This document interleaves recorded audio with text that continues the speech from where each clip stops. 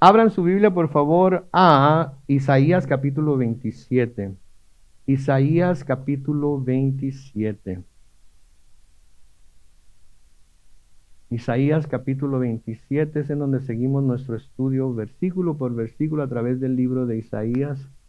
Y como el libro de Isaías es uno de los libros más largos de la Biblia, a lo mejor el Señor viene y nos agarra estudiando Isaías todavía, pero no le hace. Si viene y nos agarra estudiando Isaías, lo terminamos en el cielo, ¿verdad?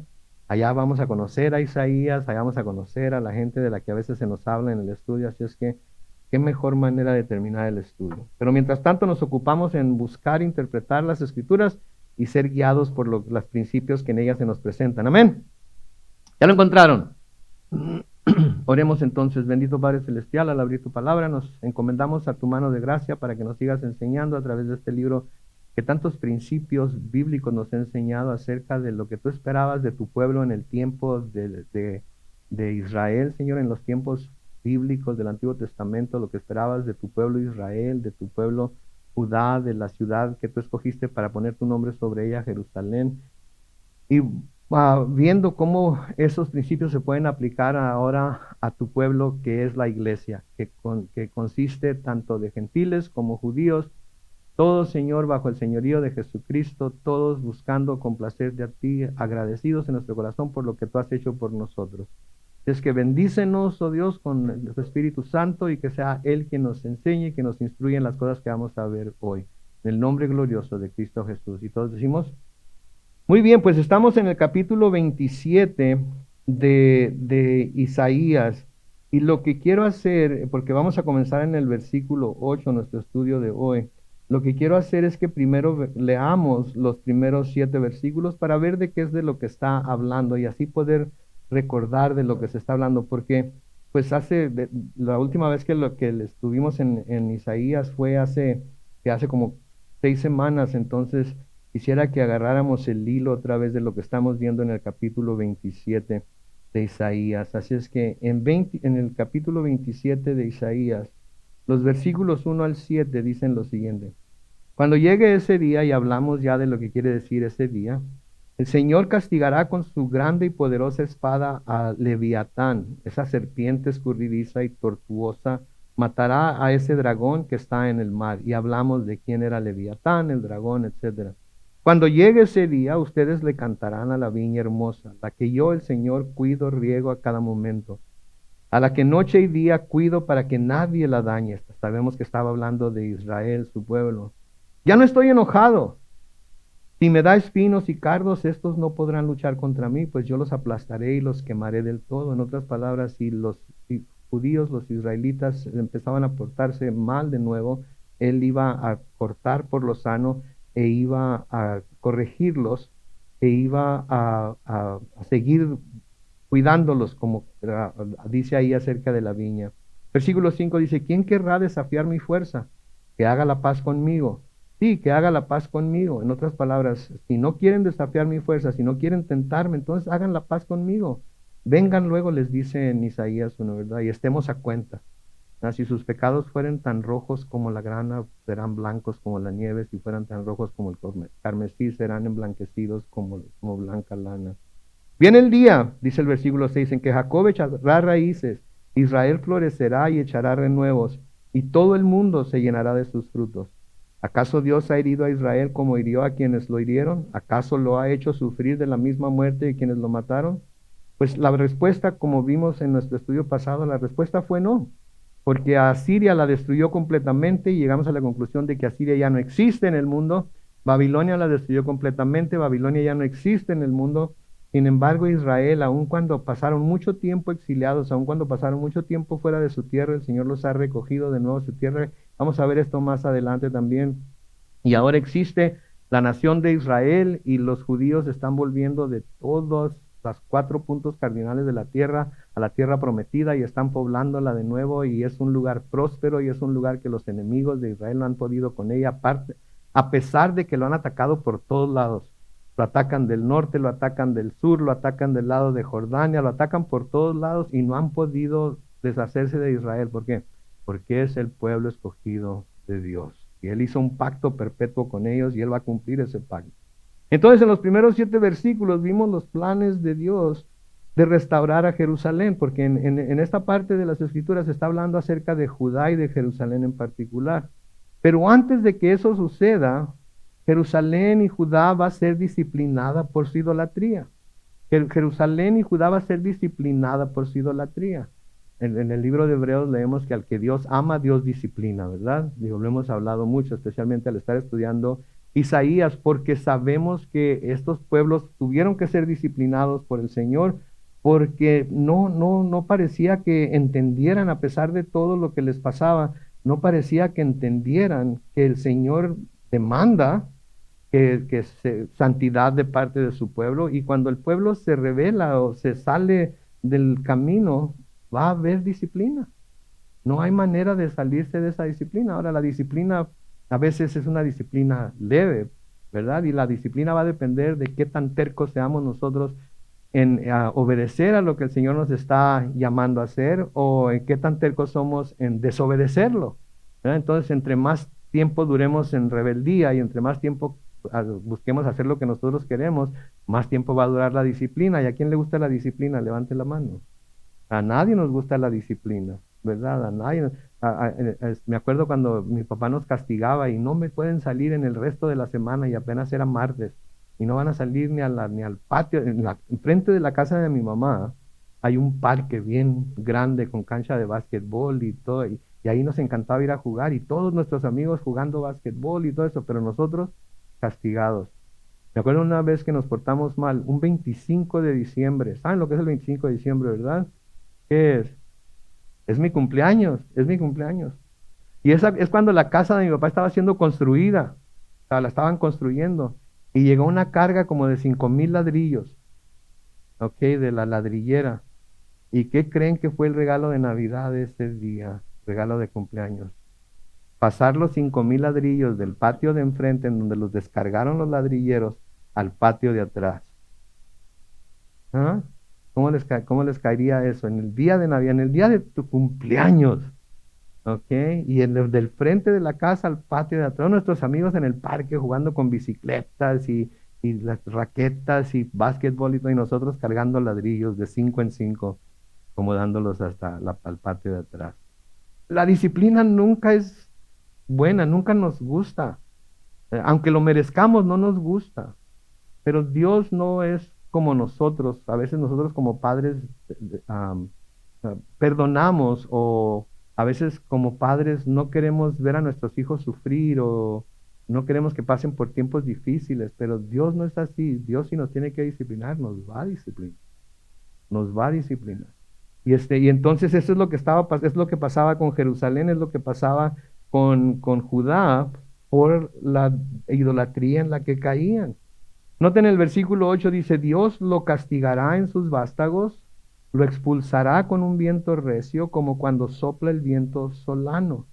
¿Sí? Está hablando de la ciudad de Jerusalén, está hablando de la tribu de Judá, está hablando de la tribu de Benjamín, que eran los dos tribus del sur de Israel, y la ciudad de Jerusalén, que había sido escogida por Dios para que su nombre fuera puesto en esa ciudad, para que ahí fuera donde Él fuera alabado, adorado, glorificado, en donde se le presentaran sacrificios, etcétera, etcétera, etcétera, ¿verdad? Las otras naciones de las que ya hablamos, Asiria y Babilonia, Dios las destruyó por completo, pero no fue así con Israel y no fue así con Jerusalén. A Israel y Jerusalén los disciplinó por medio del exilio, pero no los desapareció del mapa. Y eso lo vamos a ver también más adelante. Versículo 9 dice: así será perdonada la maldad de Jacob. ¿Cómo va a ser perdonada la maldad de Jacob? Aquí nos va a decir cómo es que Jacob, y Jacob sabemos que es Israel, va a ser perdonado, ¿sí? Noten lo que dice: con esto será removido su pecado, con desmenuzar como cal todas las piedras del altar, los altares falsos obviamente, y con no volver a levantar los símbolos de Acera, que era una diosa de la fertilidad de los babilonios y los asirios, ni las imágenes del sol. Entonces, esto es lo que le va a ganar, o le va a costar, o va a tener que hacer Israel o Jerusalén y Judá, para que su maldad sea perdonada. Va a tener que desmenuzar, que quiere destruir como cal. Todos saben lo que es la cal, conocen la cal, ¿verdad? Y lo fácil que es para desmoronarse. Entonces van a tener que destruir como cal todas las piedras del altar, todo lo que habían ellos usado para levantar altares falsos, que no eran los altares del Señor, todo lo que habían usado ellos para construir símbolos de los dioses de los asirios y de los babilonios que se habían puesto a adorarlos. Tenían que destruirlos todos. Y este es un llamado de Dios a Jerusalén a un arrepentimiento verdadero. A un arrepentimiento. Hablábamos del arrepentimiento el domingo. Los que fueron, escucharon el mensaje, escucharon el estudio. Si no lo escucharon, lo pueden escuchar en YouTube. Ya está puesto en YouTube y en Facebook también. En Facebook ponemos el servicio completo. En YouTube ponemos nada más el mensaje. Esta semana tuvimos problemas con la transmisión, como lo estamos teniendo ahorita, pero lo subimos inmediatamente que llego a la casa, me pongo a trabajar en el video y lo formateo para las redes sociales y lo subimos inmediatamente. Hablábamos entonces del arrepentimiento verdadero. Y esto es a lo que los está llamando Dios aquí, a un arrepentimiento verdadero. Y el arrepentimiento verdadero no era que ellos le dijeran, ok, ya vamos a dejar de adorar a estos ídolos, ya vamos a dejar de levantarles altares, ya vamos a dejar de honrarlos. Ya. No, el llamamiento era que el arrepentimiento, ¿cómo lo iban a demostrar? Destruyéndolo todo completamente, deshaciéndose de los ídolos. ¿Sí? Los está llamando a que destruyan esos ídolos y dioses falsos a los que en algún momento se habían vuelto dejándolo a Él y se volvieran a Él para recibir perdón. De nuevo, yo creo que donde estamos en la Biblia es donde estamos. Y si el domingo el Señor trajo a la mente y al corazón el tema del arrepentimiento, y hoy vemos en el pasaje que estamos estudiando también el arrepentimiento, yo creo que es una buena fórmula para darnos cuenta de que quizás Dios nos está llamando al arrepentimiento de algo que hay en nuestras vidas. Ahora, yo no sé qué hay en las vidas de cada uno de ustedes, como ustedes no saben lo que hay en la mía, ¿verdad? Y no podemos especular de lo que será de aquello que cada uno se tiene que arrepentir. Pero todos tenemos algo de que arrepentirnos, inclusive del día de hoy, ¿sí? Porque hicimos algo que no deberíamos, o no hicimos algo que deberíamos haber hecho, dijimos algo que no deberíamos de decir, o no dijimos algo que deberíamos de decir, pensamos cosas que no deberíamos de pensar, o etcétera, etcétera, etcétera. Y todo ello el Señor nos lo recuerda a veces para que busquemos arrepentirnos. ¿Y qué les dije que quería decir arrepentimiento? Dar un giro de 180 grados para que en lugar de ir en la dirección que vamos, nos volvamos 180 grados y nos devolvamos en la dirección opuesta. Entonces, si lo que estamos haciendo nos está apartando de Dios, así como estos ídolos y estas imágenes y estos dioses falsos apartaban a Israel, el corazón de Israel de Dios, el Señor los está llamando y les está diciendo, destrúyanlo todo y dense ese giro y vuélvanse a mí. Y vuélvanse a mí. Eso es lo que Dios quiere, eso es lo que Dios pide. Sí, si nos desbalagamos de Él, no nos va a condenar porque de alguna manera le fallamos, porque de alguna manera fuimos en una dirección opuesta durante el tiempo que estuvimos en rebelión. ¿Sí? Él quiere que nos volvamos a Él y por eso nos llama al arrepentimiento. ¿Y qué nos dice Pablo en Romanos 2:4, creo? ¿Qué nos dice? Es su bondad, es su benignidad la que nos lleva al arrepentimiento. ¿Sí? Porque es bueno con nosotros y no nos castiga y no nos condena como debería y podría hacerlo en el momento que pecásemos. Lo podría hacer y inmediatamente podría caer el juicio de Dios sobre nosotros, pero no lo hace. Es paciente, es benigno, ¿verdad? Es benigno y busca que a través de su benignidad nosotros busquemos su misericordia porque sabemos que es bueno. Por eso cantamos lo que cantamos ahorita. Sí, por eso cantamos lo que cantamos ahorita. Mi vida está en la bondad de Dios. No está en la bondad de ninguno de ustedes. Sus vidas no están en mi bondad. Yo no soy quien para juzgar y condenar a nadie. Yo solamente y todos juntos, cuando yo expongo la palabra, todos la estamos escuchando. Y a veces las cosas que digo, yo mismo las estoy escuchando por primera vez. Les puedo dar mis notas y van a ver que mucho de lo que digo no está en las notas. Solamente está una nota ahí para recordar algún punto. Pero mucho de lo que se dice son cosas que el Señor pone en el corazón mientras uno está predicando, mientras uno está enseñando. Entonces muchas de las cosas que estoy diciendo ahorita, yo las estoy escuchando por primera vez también. Y yo lo tomo como que el Señor no solamente les está hablando a ustedes a través de lo que estoy diciendo, sino que me está hablando a mí. Y soy el primero que tengo que ponerlo en práctica, porque si no lo pongo en práctica, no soy un buen maestro, porque soy como los fariseos, que quiero poner cargas sobre ustedes, pero yo no estoy dispuesto a levantarlas ni con un dedo. No se imaginan, en serio, no se imaginan la convicción que siente un predicador cuando de repente se le viene una verdad, una amonestación, una convicción al corazón mientras está predicando y se siente uno así como que, ay Señor, ¿para qué me diste eso? Porque ¿cómo se los voy a dar a ellos? ¿Cómo se los voy a decir a ellos si yo mismo estoy fallando en algo? Es una carga tremenda esa, ¿sí? Yo no sé cómo como padres a veces podemos decirle a nuestros hijos, no hagan lo que yo hago, hagan lo que yo digo, ¿verdad? Digo, se oye bien humanamente hablando, ¿verdad? Pero, pero si lo vemos desde el punto celestial, no funciona, no funciona. Por eso el Señor, como hablamos ahora que hemos estado estudiando Juan, como hablamos, por eso vino Jesucristo para mostrarnos el camino, para ser ejemplo para nosotros. ¿Sí? Entonces al que debemos de siempre buscar seguir es a Jesucristo y seguir su ejemplo.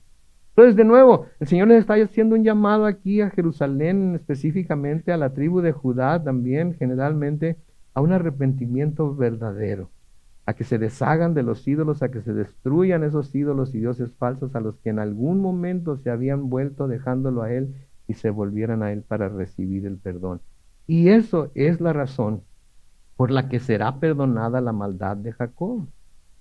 Esa es la razón por la que será removido su pecado, porque van a deshacerse de los falsos ídolos, de los falsos dioses, y van a volverse a Dios. En Isaías 17, los versículos 7 y 8, noten lo que dice. Cuando llegue ese día, el hombre mirará a su Hacedor, sus ojos contemplarán al Santo de Israel. Versículo 8, noten, ya no volverá la mirada ¿a qué? A los altares de incienso que hizo con sus manos, ni a los troncos de Ásera que hizo con sus dedos. En ese día, cuando el Señor les está hablando aquí en el capítulo 17 de Isaías, está hablando del futuro, cuando el Señor les iba a mostrar exactamente en qué consistía su pecado y qué es lo que tenían que hacer para volverse de ese pecado y volverse a Dios. Mis hermanos, muchas de las cosas que salen de nuevo de la boca del predicador son cosas que el Señor está dándoles a ustedes y a mí para que sepamos cómo volvernos a Dios si es que nos hemos desbalagado, ¿sí? Si es que nos hemos rebelado, si es que hemos estado haciendo cosas que no debemos estar hacer, pensando cosas que no debemos estar pensando, que si es que nos hemos dejado, si es que nos hemos dejado convencer por alguien o algo que estamos bien cuando no lo estamos. Y tenemos que prestar atención a eso porque al avisarnos, nos está mostrando su bondad. Y es como la ley. ¿Sí? La ley de Dios le fue dada al hombre. ¿Por qué? Porque Dios estaba mostrando gracia por el hombre al darle la ley. ¿Cómo estaba mostrando gracia? Dios no tenía por qué decirle al hombre cómo es que estaba fallándole a Dios. Dios se hubiera podido quedar callado, el hombre sigue en su pecado, llega el momento en el que Dios se harta del pecado y ¿qué hace? Lo muele ¿verdad? Lo hace polvo. Pero ¿qué hace? No, les dio la ley para que para que vieran verdaderamente lo pecaminoso que eran y pudieran entonces volverse a Él y pedirle perdón. Así es que hasta en la ley vemos la gracia de Dios. El cristiano, así como los israelitas, así como los de la tribu de Judá y los habitantes de Jerusalén fueron llamados a hacer esto, también el cristiano en el Nuevo Testamento es llamado a dejar al mundo, dejar de adorar lo que el mundo adora y dejar de pensar como el mundo piensa. En el Nuevo Testamento está tan claro eso. Como cristianos debemos de dejar al mundo y dejar de adorar lo que el mundo adora y dejar de pensar como el mundo piensa. Pero a veces yo entiendo, es difícil. Somos bombardeados por todos lados, ¿no? Yo tengo mucha compasión por los niños que se la pasan con las tablets y los teléfonos, por los jóvenes que no pueden estar sin tener una pantalla enfrente, por muchos de nosotros que estamos constantemente con el teléfono así viendo a ver qué hay y cómo salen cosas que nunca deberíamos de ver. A eso es a lo que nos arriesgamos. Pero estamos siendo bombardeados constantemente.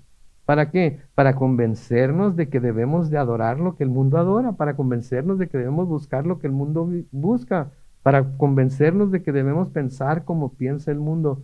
Y eso va en contra de todo lo que la palabra de Dios nos dice. Si nos ponemos a estudiar detenidamente lo que la palabra de Dios dice, el mundo y todo lo que hay en el mundo va en contra de lo que la palabra de Dios dice. Pero pónganse a pensar, échenle cuenta, así nada más de rápido, ¿qué tantas cosas tendríamos que dejar para no ser influenciados en nada por el mundo? ¿Cuántas cosas tendríamos que... Piensen ahorita en su casa de qué tantas cosas se tendrían que deshacer para no ser influenciados por el mundo de ninguna manera. Todo ello, todo ello, ¿cuántos estamos dispuestos a hacerlo? ¿Cuántos estamos dispuestos? En serio, se los digo como alguien que consume algunas de estas cosas, ¿verdad? Como Disney o como Netflix o como cosas de esas cosas. ¿Cuántos estaríamos dispuestos a cero? Es más, la mayoría de los canales de la televisión, así como comunes y corrientes, los comerciales que presentan. Los programas que... Entonces, tendríamos que estar dispuestos a dejar tantas cosas. Ahora, no es para condenar a nadie, ¿ok? Pero ¿cuántos los hemos dejado? ¿Se imaginan que Dios cayera sobre nosotros con mano fuerte para corregirnos sobre las cosas que dejamos entrar a nuestra casa, que dejamos entrar por nuestros ojos, que dejamos entrar a nuestros oídos? ¿Se imaginan si Dios fuera ese tipo de Dios legalista, fariseo, que nada más está buscando que alguien haga algo mal para castigarlo, para condenarlo, para señalarle lo que está haciendo mal? ¿Quién permanecería de pie? Nadie, nadie. Por eso debe haber humildad en nuestro corazón. Aun cuando se trata de corregir a alguien, debe haber humildad. Claro, debe haber verdad, pero debe haber humildad también. ¿En qué sentido debe haber humildad? En el sentido de que no debemos creernos más que los demás, porque cuidado con el que crea que está firme, dice Pablo. ¿Por qué? Porque no vaya a ser que él caiga también. Todos tenemos, mi mamá siempre me decía, Carlos Manuel, todos tenemos cola que nos pisen. Y todos. Si se nos escarba un poquito, se descubren cosas yo hay cosas que en realidad nunca le he dicho a nadie desde que vine al Señor, por la vergüenza que me da que se pueda decir. Pero estoy seguro que hay gente que si yo se la confieso, que si me llegasen a conocer lo suficiente como para yo confesarlo, va a haber gente sin escrúpulos que va a estar dispuesta a gritarlo a los cuatro vientos. ¿Sí? Entonces tenemos que tener mucho cuidado. Tenemos que tener mucho cuidado con eso. Entonces, de nuevo, el cristiano es llamado a dejar al mundo, es llamado a dejar de adorar las cosas que el mundo adora y a pensar como el mundo piensa. En Efesios capítulo 4, los versículos 22 al 24, noten lo que Pablo les dice a los efesios. En cuanto a su pasada manera de vivir, despójense. ¿Qué quiere decir despojarse? Quiere decir quítense, arránquense. Y no hagan así botoncito por botoncito, arránquense, ¿sí? La vieja naturaleza. Y esto abarca todo, ¿ok? Porque tenemos la maña de pensar que la vieja naturaleza nada más consiste en la fornicación, adulterio, borracheras, todo lo malo, lo verdaderamente malo, ¿verdad? Pero no nos ponemos a pensar que la vieja naturaleza también consiste de los chismes. Consiste de andar hablando cosas que quizás no tengamos toda la información, pero por si acaso es verdad para que salga a la luz. Consiste en andar mordiéndonos los unos a los otros, como vimos en el libro de Gálatas. Consiste en tantas cosas que nosotros no miramos como tan serias, pero que son igual de serias que cualquier otro pecado. Y por eso Pablo los pone todo en una lista, pero luego dice, y esto eran algunos de ustedes. ¿Sí? Lo que quiere decir que tenemos el potencial en nosotros por el poder del Espíritu Santo de ya no serlo. Entonces, de nuevo, Efesios 4:22, en cuanto a su pasada manera de vivir, despójense de su vieja naturaleza, la cual está corrompida por los deseos engañosos, los deseos de este mundo. Versículo 23, renuévense en el espíritu de ¿qué? ¿Dónde comienza todo? la manera de pensar. Dejamos que entren ideas, dejamos que entren cosas en nuestra cabeza, a veces puestas ahí por personas a las que no tenemos ningún negocio de escuchar, especialmente si no las conocemos bien. Y nos llenan la cabeza de ideas. ¿Y qué es lo que hace el corazón pecaminoso que tenemos? Inmediatamente corre con ellas, ¿no es cierto? Inmediatamente corre con ¿a quién le digo? ¿A quién le digo? ¿A quién le digo? Tengo que decir a alguien, tengo que decir a alguien, tengo que decir a alguien para orar por ellos, ¿verdad? Para orar por el hermano, ¿verdad? Para orar por la hermana. Tengo que juntarme con alguien para orar por ellos, ¿verdad?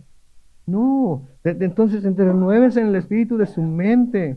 Versículo 24, y revístanse de la nueva naturaleza, creada en conformidad con Dios en la justicia y santidad de la verdad. Y ahí es en donde cabe mencionar que debemos de ponernos diariamente toda la armadura de Dios, ¿verdad? Ahí es donde cabe mencionar que cada vez que nos levantamos en la mañana caemos de rodillas orándole al Señor para que nos ayude a vivir una vida que lo complace a Él. Ahí es donde abrimos la palabra y vemos qué es lo que Dios tiene para nosotros para el día de hoy.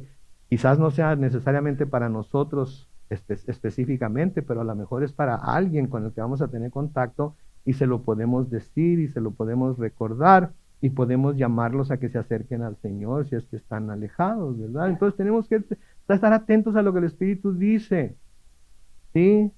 Y todo comienza con el verdadero arrepentimiento y todo comienza con esa transformación que viene cuando nos despojamos de la vieja naturaleza, cuando renovamos el espíritu de nuestra mente, cuando nos revestimos de la nueva naturaleza.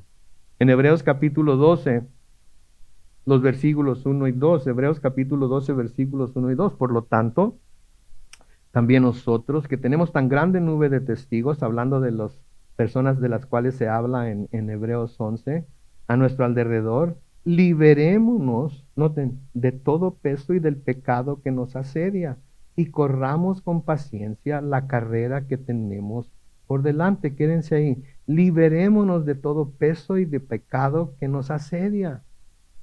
Y quiere decir que hay pesos que no necesariamente son pecados, pero que sí nos detienen, que sí nos estorban para poder correr la carrera.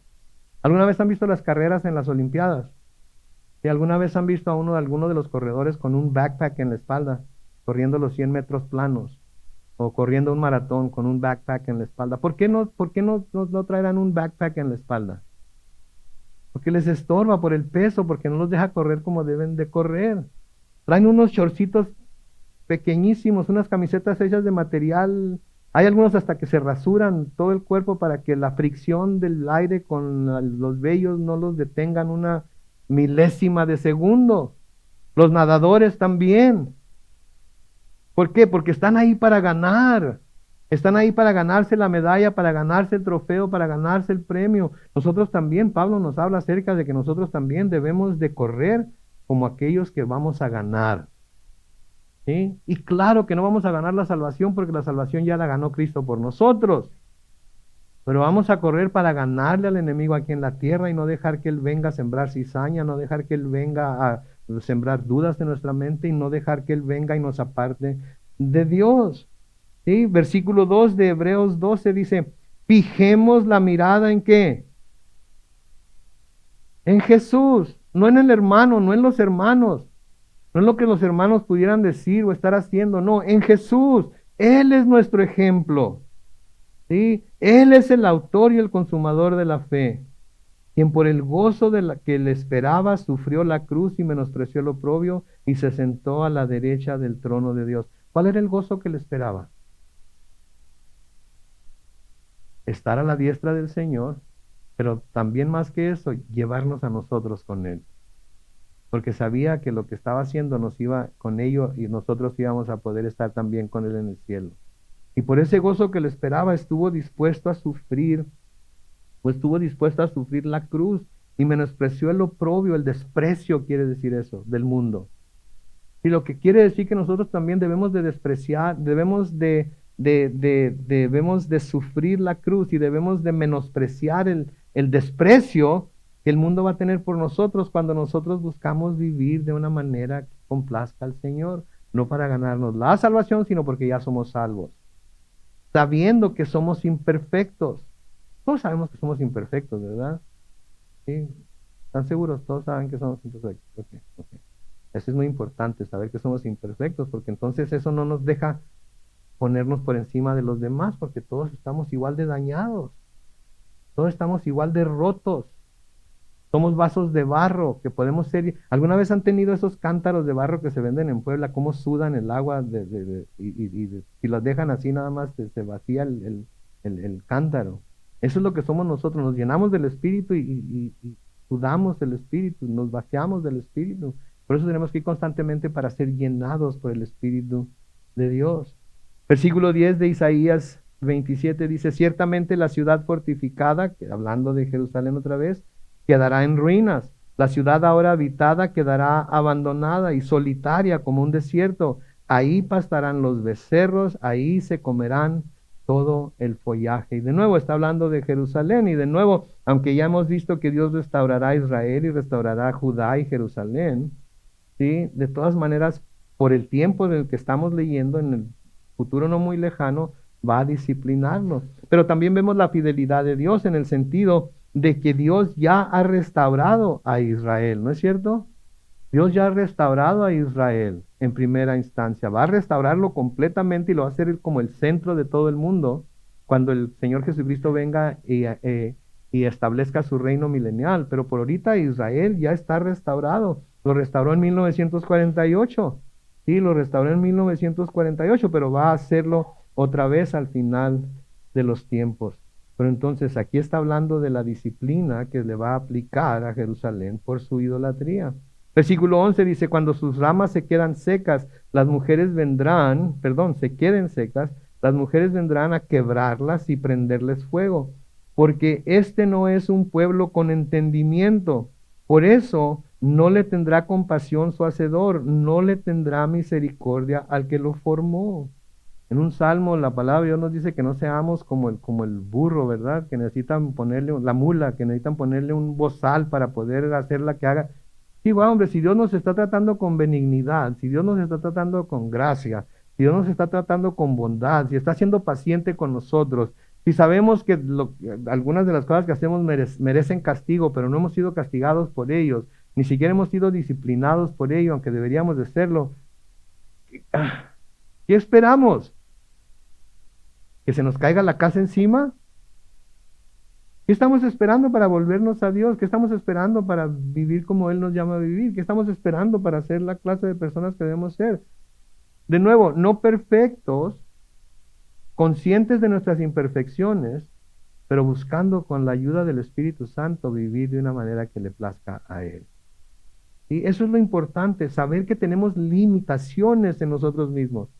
Saber que no tenemos lo que se necesita para vivir una vida que complazca 100% a Dios. Reconocer que no tenemos lo que se necesita. Reconocer que no está en nosotros el vivir una vida que complazca a Dios 100% del tiempo, porque somos pecadores, porque somos personas vendidas al pecado, ¿sí? Pero hemos sido salvas por gracia, por medio de la fe en Cristo Jesús, ¿sí? Entonces está diciendo, si les estoy diciendo todo esto, ustedes van a morir, van a pasar por lo que van a pasar, porque no son un pueblo que tenga entendimiento, porque se les dice, no entienden, no oyen, parece que no escuchan. Ya me imagino a Dios diciéndoles, como me decía mi mamá, y se los he dicho muchas veces: Carlos Manuel, quisiera abrirte la cabeza y gritarte las cosas, a veces te quedaban ahí. Me imagino a Dios haciendo lo mismo. Ay, Calvary Chapel San Diego en español, quisiera abrirles la cabeza y gritarles las cosas, meterles la Biblia ahí en el cerebro, a ver si se les quedaba. Pero Dios no va a hacer eso. Dios nos va a presentar con la palabra, nos va a presentar con el llamado a arrepentimiento y a ser salvos, y nosotros vamos a tener que tomar esa decisión. Versículo 12 dice: cuando llegue ese día, el Señor trillará desde el río Éufrates hasta el río Nilo, y ustedes los israelitas serán reunidos uno a uno. Y al hablar aquí de trillar, se está hablando de cómo el Señor iba a cosechar a su pueblo de los lugares a donde habían sido exiliados, ¿sí? Y los iba a traer de nuevo a Jerusalén y el resto de Israel. De nuevo, 1948 sucedió por primera vez y sigue regresando pueblo judío todavía de todos lados del globo terráqueo a la tierra prometida. Vienen de todos lados. ¿Sabían que en México hay muchos judíos, mucho judío mexicano? ¿sí? En Etiopía, en África, hay judíos chinos, ¿ok? Hay judíos en todas las naciones y su anhelo, su mayor anhelo es volver a Jerusalén. Es más, tienen un dicho cada Pascua, los que no pueden ir a celebrar la Pascua en Jerusalén tienen un dicho, dicen, el año que entra, en Jerusalén. El año que entra en Jerusalén, ese es su mayor anhelo, volver a Jerusalén y celebrar la Pascua allá. Entonces el Señor lo ha estado haciendo desde 1948 y lo va a volver a hacer. Versículo 13, cuando llegue ese día, se dará un fuerte toque de trompeta y tanto los que fueron esparcidos en Asiria como los que fueron desterrados en Egipto vendrán a Jerusalén y adorarán al Señor en el monte santo. Ahora, han vuelto a Israel,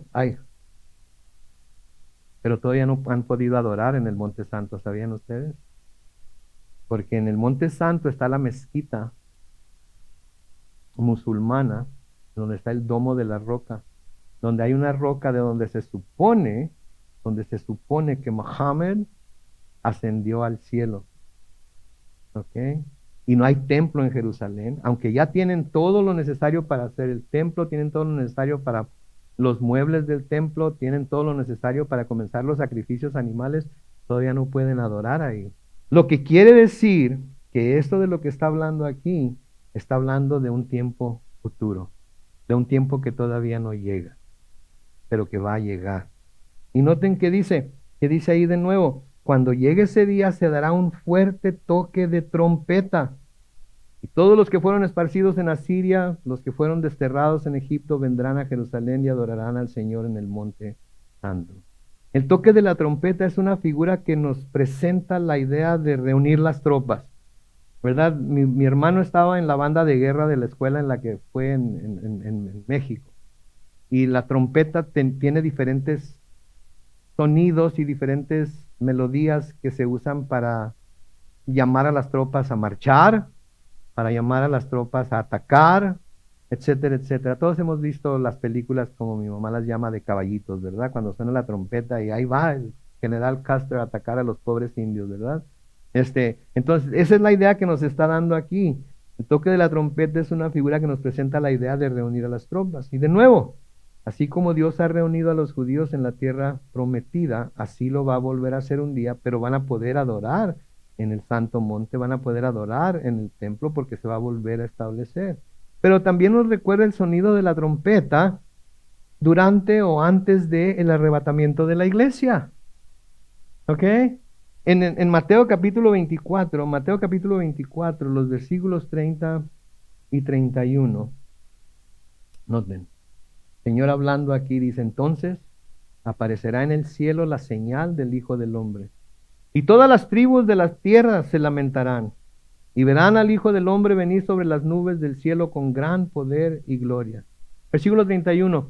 Y enviará a sus ángeles con gran voz de ¿qué? De trompeta y de los cuatro vientos.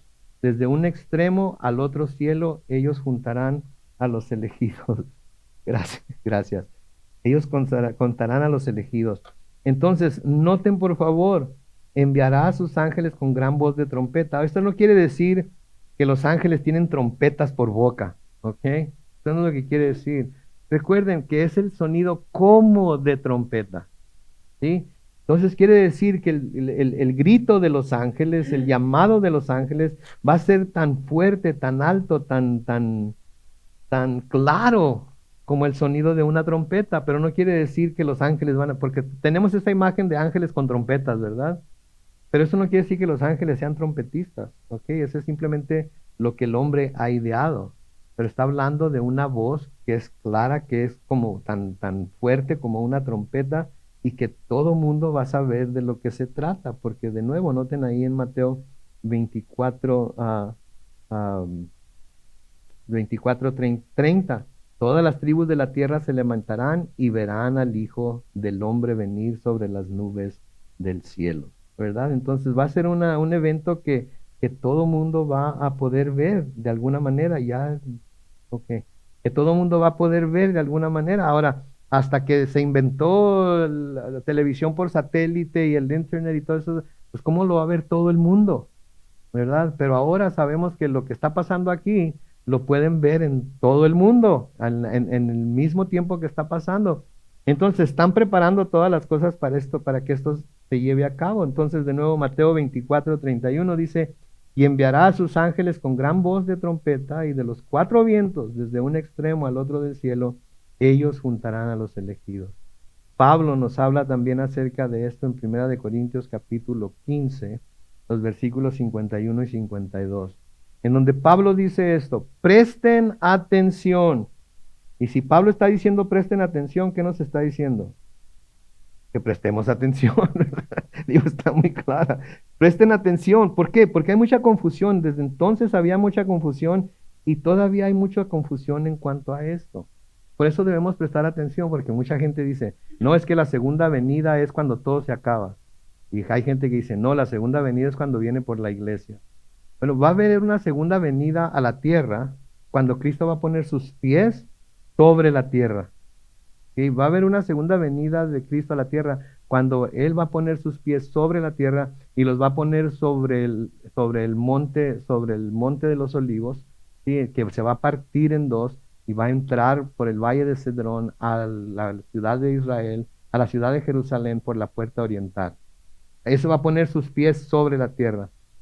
Pero en el arrebatamiento Él no va a llegar a la tierra. Verá, fíjense, 1 Corintios capítulo 15, versículo 51, presten atención, que les voy a contar un qué, un misterio, algo que quizás no se pueda entender claramente al principio, pero que se tiene que examinar y ver a la luz del resto de las escrituras para poder entenderlo. Voy a contar un misterio, no todos moriremos. Noten lo que Pablo está diciendo ahí, no todos moriremos, lo que quiere decir que Pablo estaba esperando que la venida del arrebatamiento de la iglesia fuera cuando él todavía estaba vivo.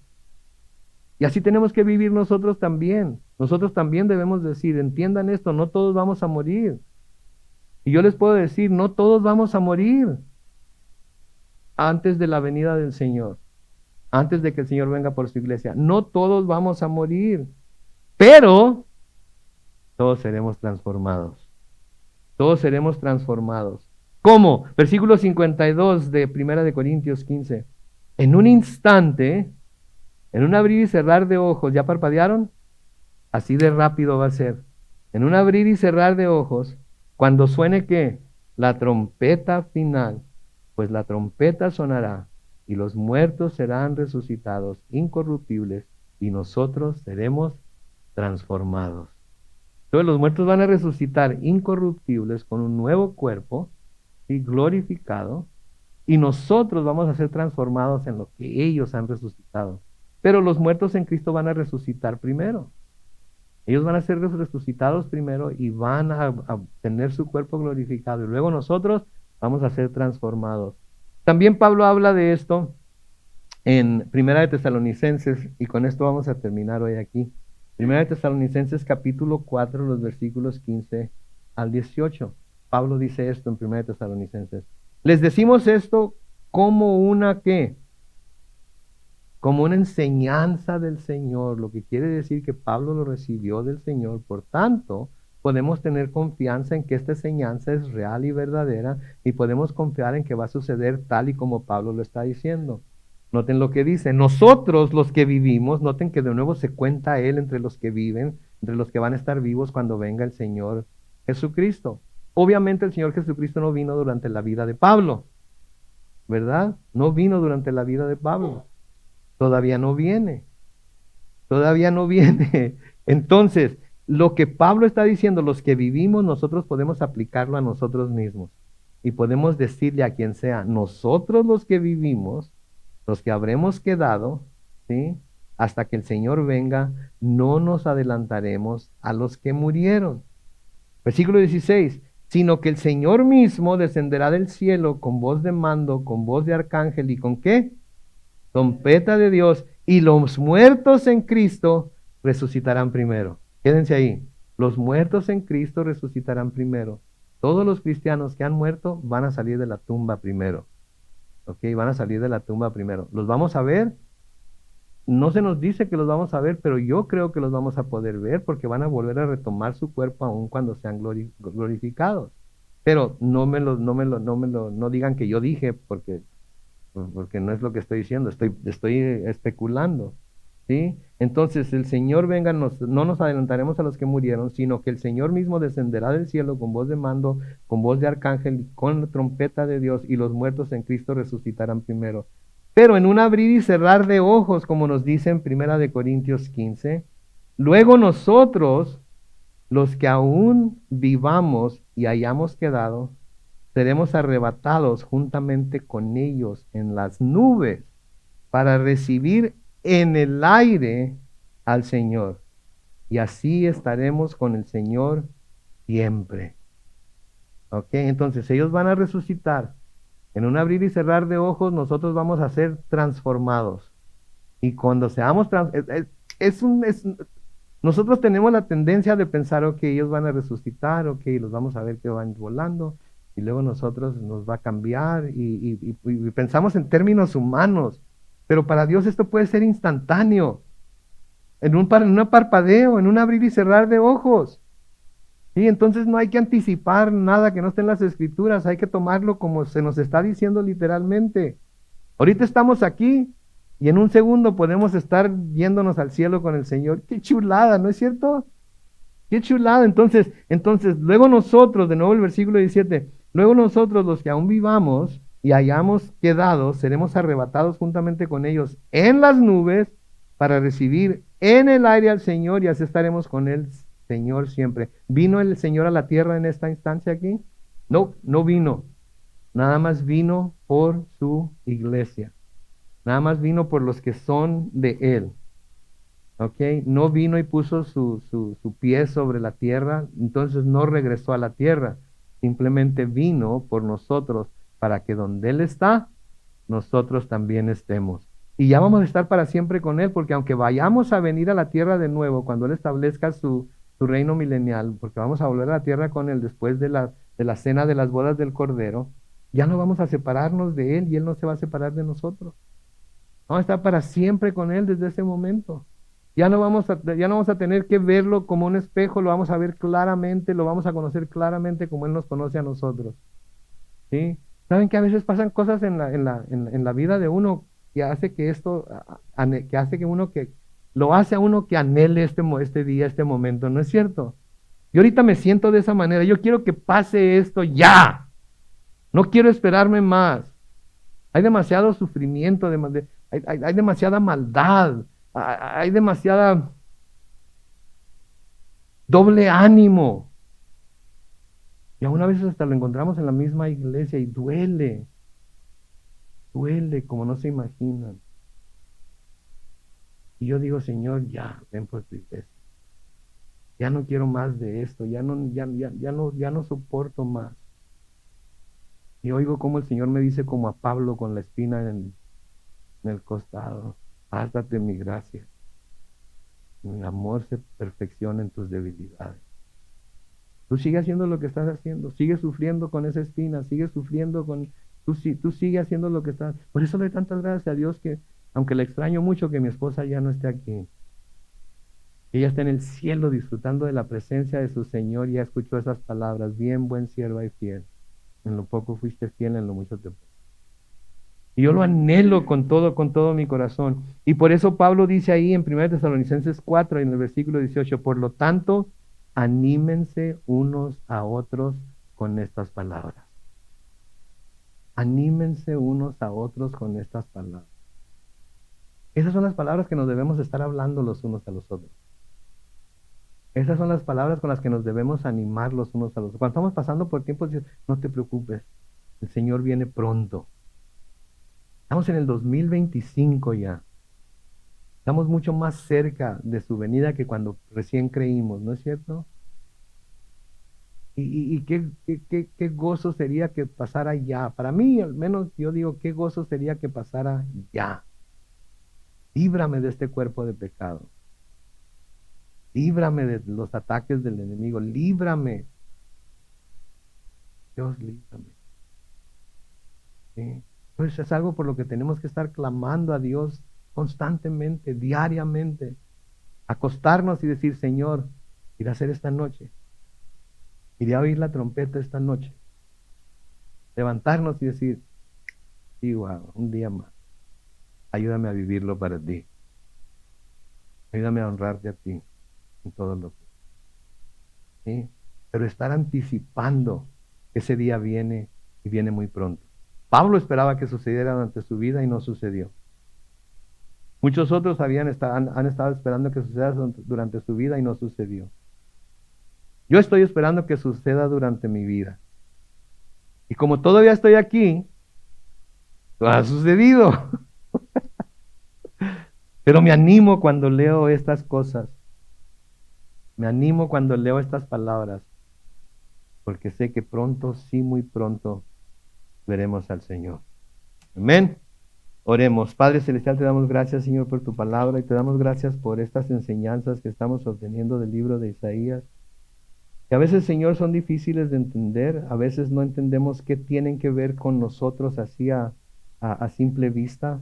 No sabemos qué tiene que ver con nosotros las cosas que hablaste a tu pueblo, a Israel, y a Jerusalén y a Judá, Señor. Pero cuando las examinamos, cuando nos damos a la tarea de estudiarlas y de ver qué tienes en ellas para nosotros como creyentes del Nuevo Testamento, Señor. Vemos que hay un tesoro gigantesco de conocimiento, hay un tesoro gigantesco de bendiciones y sobre todo hay ánimo para nuestras almas, Señor. Perdónanos por a veces sentirnos desanimados por las cosas que vienen a nuestra vida, por los ataques de los que somos objeto, porque nos desesperamos, porque a veces hay cosas que no entendemos por qué pasan y cómo pasan. Pero sabemos que a ti no te toma nada por sorpresa, Señor. Sabemos de que tú ya sabes todo esto. Tú estás ahí para darnos el oportuno socorro cuando lo necesitamos. Ayúdanos a amarnos los unos a los otros, a corregirnos los unos a los otros si es necesario. Padre Santo, a confiar en que tú nos disciplinas, pero también nos perdonas. A ponernos en tus manos, Señor. Señor, te hemos conocido como Padre, te hemos conocido como nuestro amigo fiel. Sabemos que nuestra vida depende de tu bondad. Sabemos, como dice este canto, tu fidelidad nos sigue persiguiendo donde quiera que vamos. Padre, que lo que cantamos, de que todo lo que somos te lo entregamos a ti, lo rendimos delante de ti, se haga una realidad en nuestras vidas durante este año 2025.